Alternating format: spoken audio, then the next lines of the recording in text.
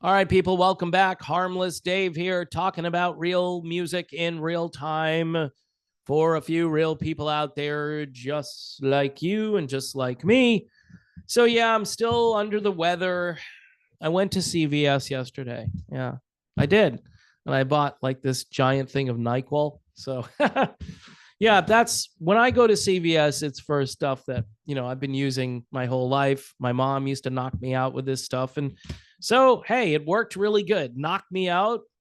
I feel slightly better today, but still, got the cold. No, I didn't go get the test to find out what it is that I have so I can virtue signal on social media. Well, I have, the thing, and everyone needs to feel sorry for me. So, anyway, it seems like a cold, just sore throat. Anyway, here's Bad Sister. Now check out this album cover, right? Looks a little apocalyptic. The band sent me this last year, all the way from Germany. Pretty cool, right? The album is called Where Will You Go? And this theme, all right, and these guys, by the way, said they weren't that political, but this theme is just rampant in music today. As if we need nothing to cheer ourselves up, right? We will just continue to feed the masses the doom and the gloom. And I want to talk about this band called The End Machine. The End Machine with George Lynch and Jeff Pilson, who's involved in pretty much everything these days. Jeff Pilson, rather busy guy, Revolution Saints, Foreigner, right? And maybe, who knows, maybe Dokken again someday, probably not. But Jeff is on this album, and two songs have been released. Now, first of all, I want to say this, all right? I'm going to try to be fair here. These guys know how to play, all right? They're great players, but what they're playing is the issue, right? And this dovetails with this album cover, which I almost dropped, because everything today, to be liked by the critics, to be accepted into the mainstream of political thought today, you've got to think that at any moment, we're all just going to get wiped off the face of the earth because of climate change, right?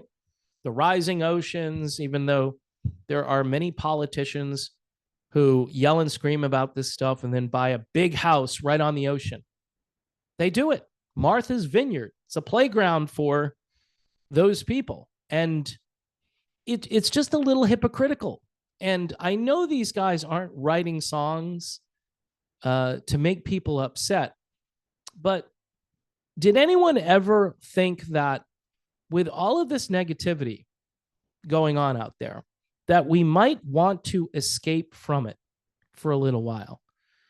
So anyway, let me talk about the album. So it's a free publicity for this band featuring guitarist George Lynch and bassist Jeff Pilson.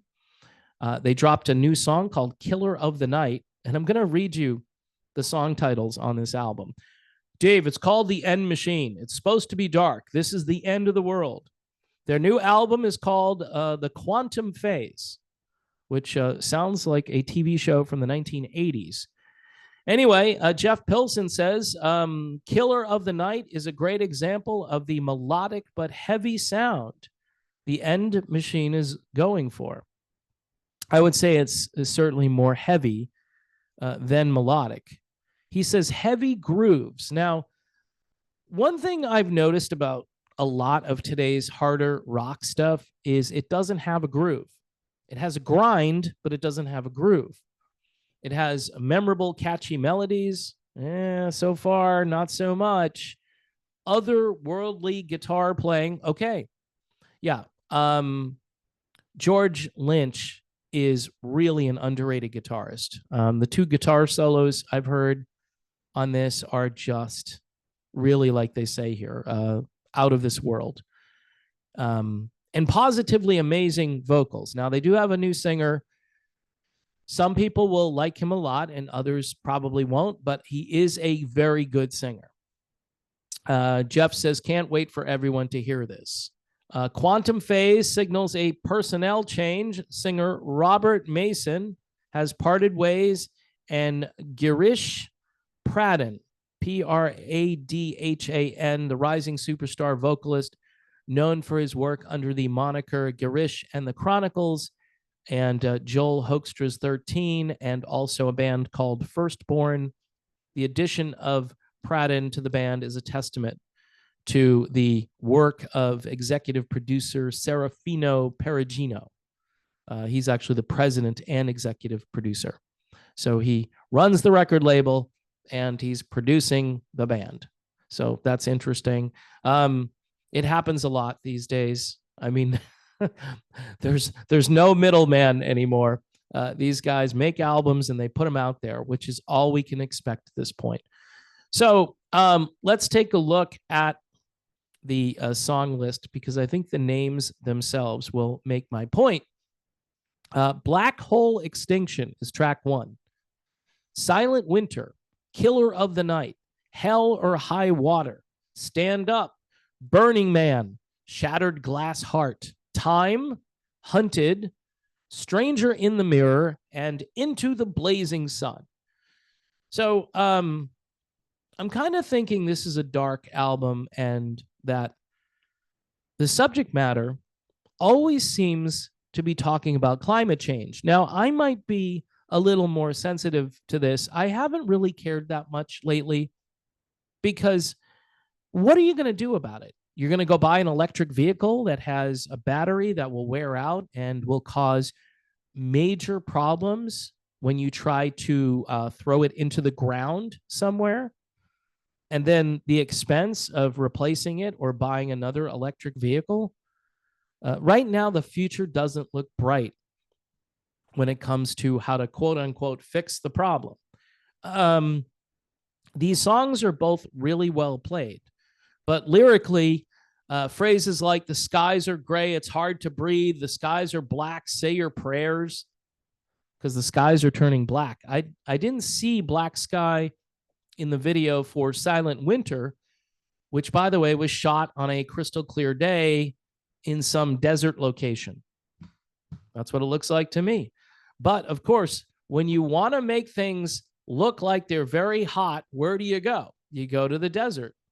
And then, you know, people in Minneapolis are going to think to themselves, man, the world is burning up. First of all, rock is already a big bummer for those of us who grew up with a more 75-degree and sunny outlook on life. And not that we always had that outlook, but the music at times went in that direction. Nothing was that serious. We needed to escape, right? So where do you go to escape today? You can't do it with the music. You go to the music, you're going to be like, man, they're validating everything I'm thinking about today. I might as well just get the razor blade and do what I need to do. No, don't do that. Go back in time and listen to some happy music, all right? And there are bands that are coming out. You know, not every band that this record label puts out is doom and gloom. But I'll tell you what, if you want to be critically acclaimed, if you want to be friends with the political establishment today, what do? You make music like this. That's what it's all about. And although there are melodies here, there's not a lot of creativity when it comes to chord progressions. This is like banging out the same few chords and doing it really well, which, again, George Lynch is really good. Jeff Pilson is really good. This singer is good. The drummer sounds like he's on a machine gun rather than having any air in the production when it comes to drums these days. The drums are kind of like a backing sound. They're not keeping time the way drums used to. It's more of a constant machine gun presence. More fills than we need.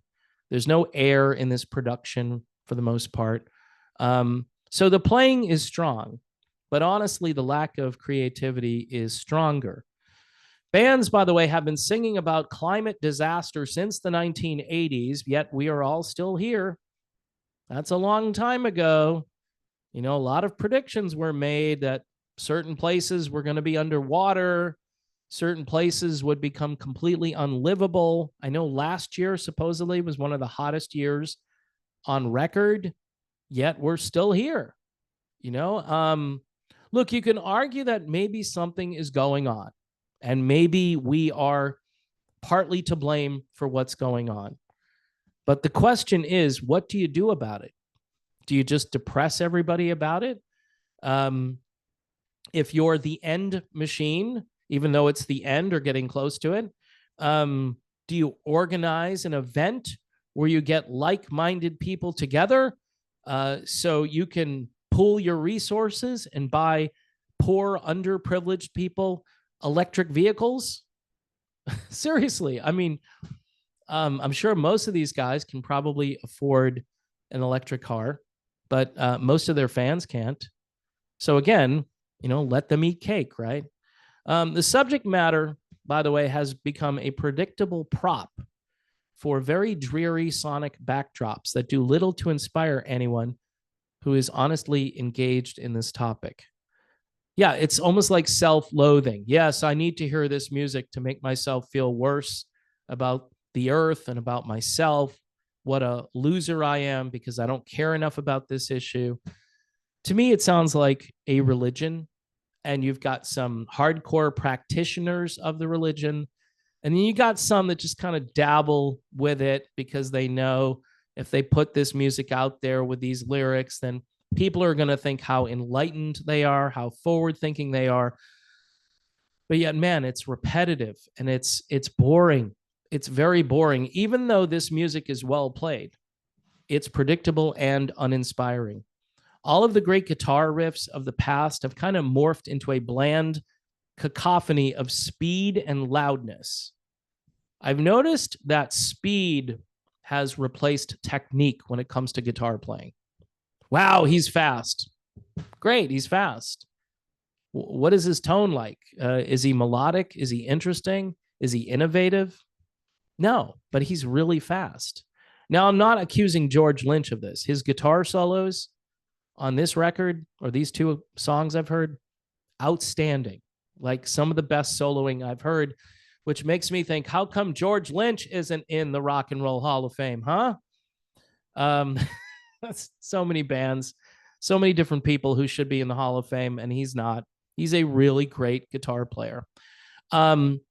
Here's one thing I can say about guitars, that the guitar groove, the groove in the song itself has been replaced with the grind.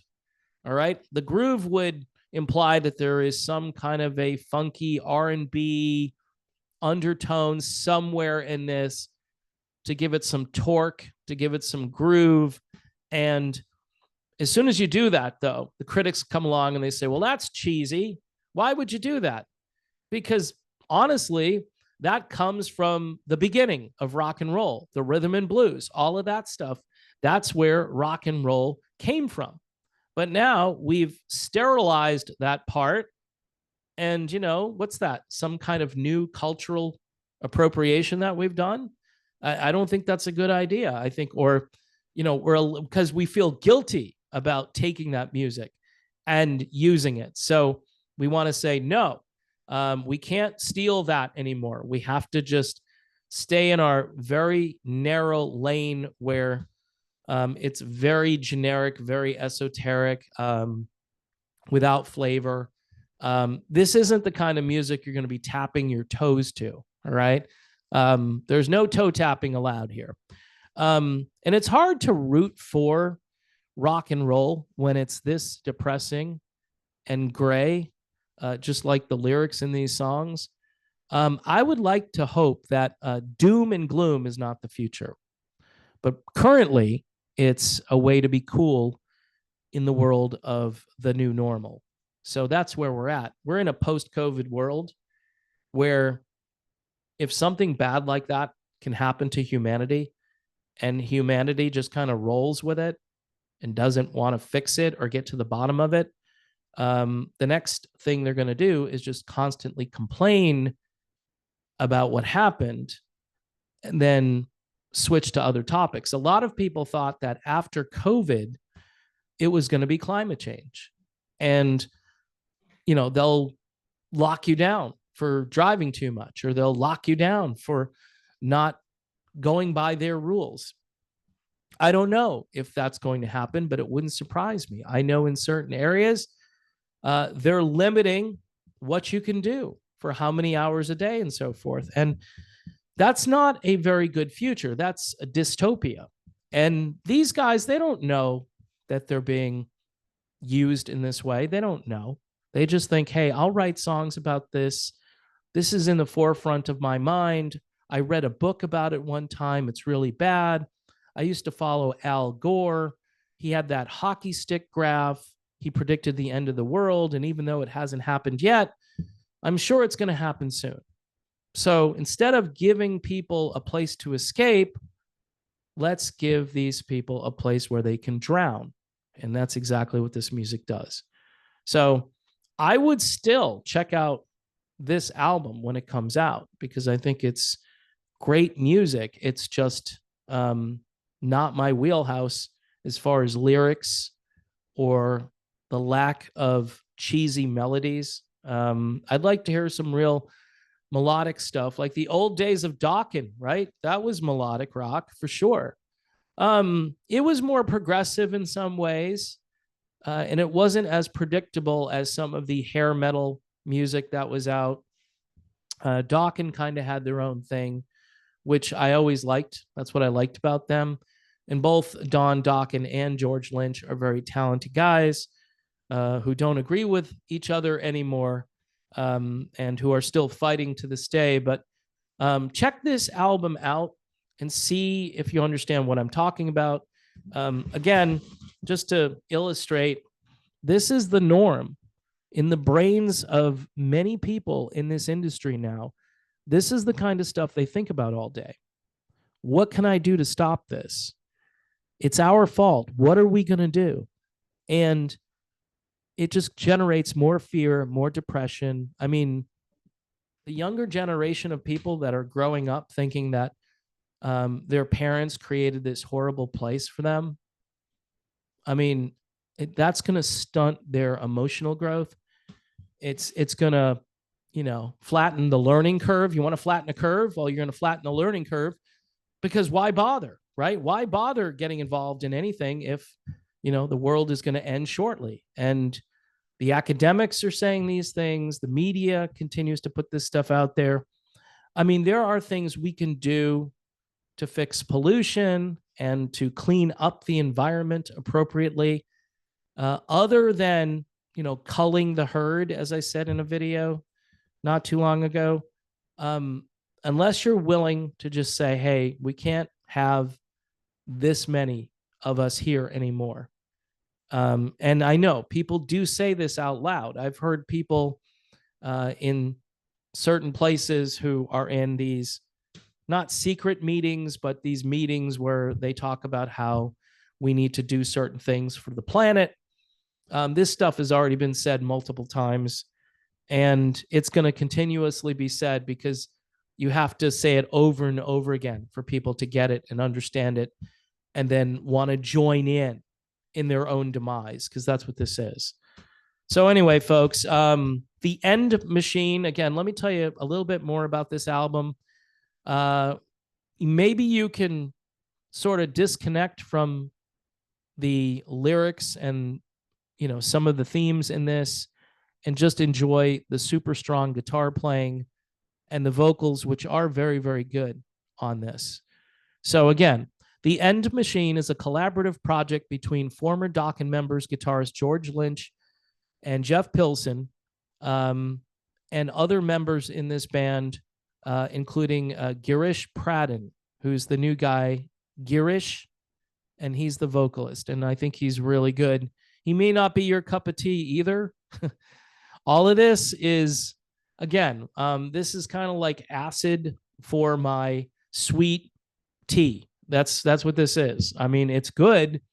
I always say I can respect music that is played well, even if I'm not into the style.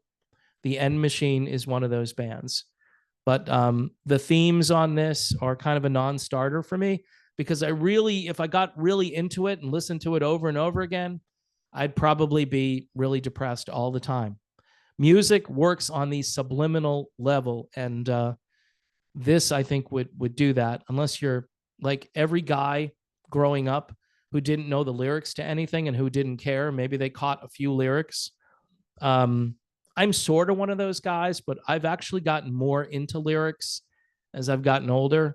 So that's why I was able to kind of listen to this and say, yeah, no, I'm not into this agenda, but the music is really good.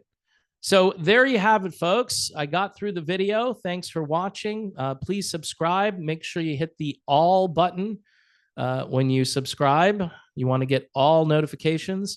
And then there's Patreon and YouTube memberships. I will try to get back here and do another video today. I'm going to take a little break. Thanks for watching. God bless, and I will see you soon.